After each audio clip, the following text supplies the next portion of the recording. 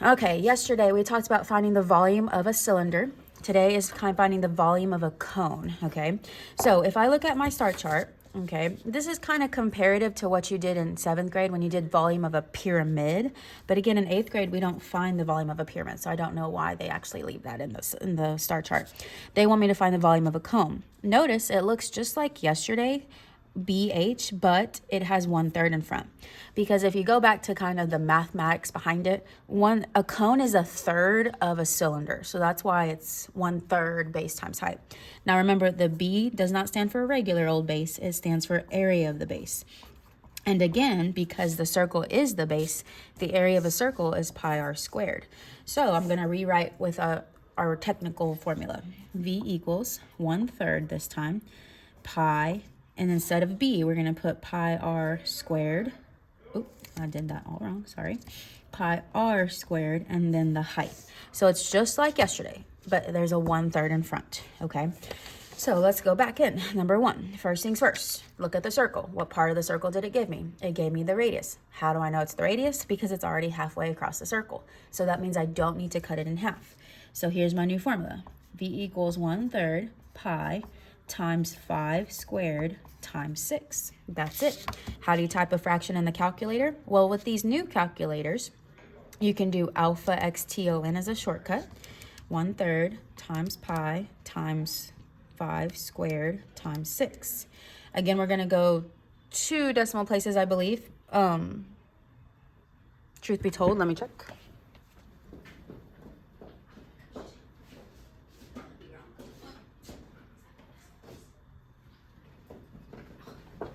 Okay, we're going to go 1 decimal place today. So is it 0.0 or 0.1? And that would be 0.1. So 157.1. And remember, the units from yesterday is units cubed. Makes sense? Number 2, same thing, but what part of the circle did it give me? It gave me the radius, so that means I don't need to cut it in half.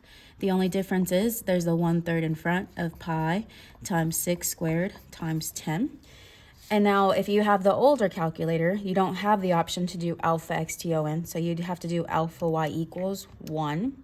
And then you can do 1/3 times pi times 6 squared times 10. Again, we're going to go 1 decimal place, but this one has 9s.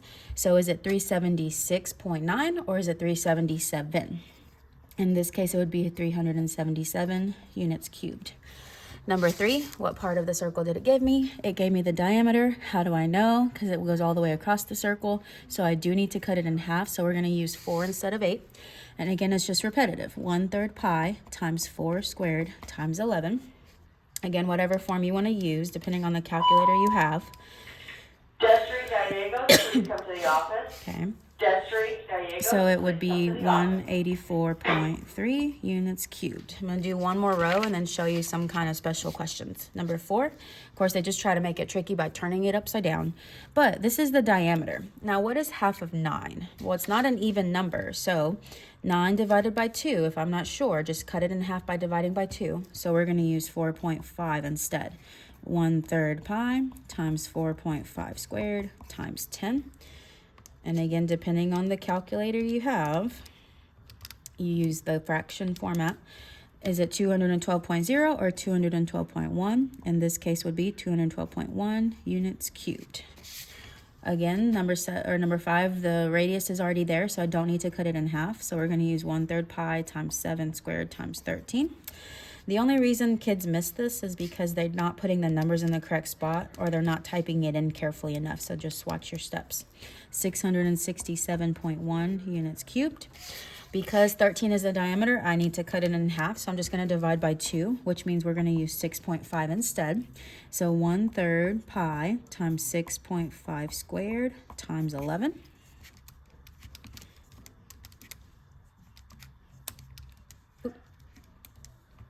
And so it would be 486.7 units cubed. Okay, so pretty simple, but I'm going to show you what it looks like on a Starlight question. So number 10, a cone has a volume of 100 pi.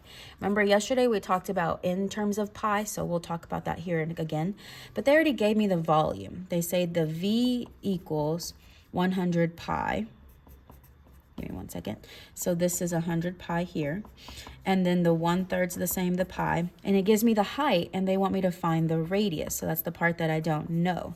So just like yesterday, I have to kind of try and error each and every one of these to see which one will give me 100 pi.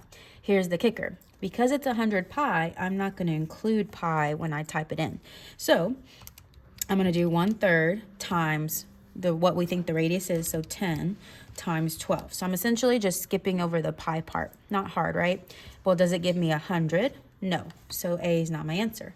If I try, oh, I'm sorry, too many ones there. If I try, oh my goodness. Oh, I did pi. Jeez Louise.